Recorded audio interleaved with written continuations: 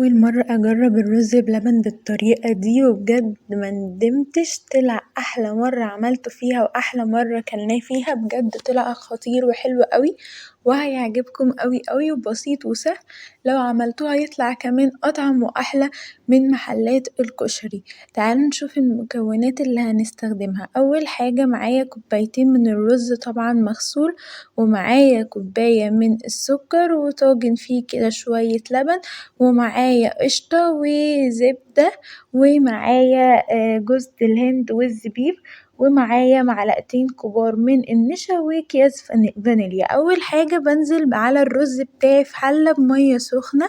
انزل عليه بمية سخنة بتفرق جدا مش مية ساقعة، هجيب بقى عقبال ما الرز يغلي كده مع نفسه واسيبه يتهري كوباية لبن وانزل بيها بمعلقتين نشا واقلبهم كده وبعد ما اقلبهم اضيفهم على اللبن وبعدين اضيف كيسين من الفانيليا بتدي ريحة للرز بلبن حلو اوي وكمان طعم حلو اوي وبعدين هنزل عليهم بكوباية السكر بتاعتي،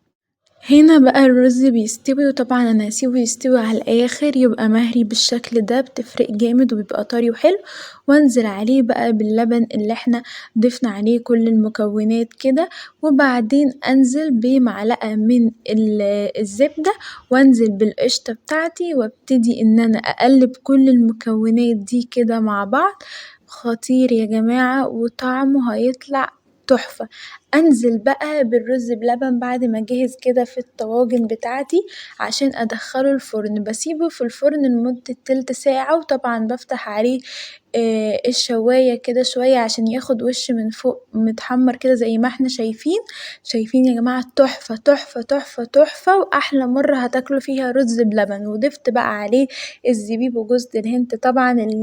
الرز بلبن ميستغناش عنهم بجد تحفة وهيعجبكم اوي ولازم تجربوه، شايفين الجمال طالع اطعم كمان من محلات الكشري وطعمه نضيف وجميل وريحته تحفة،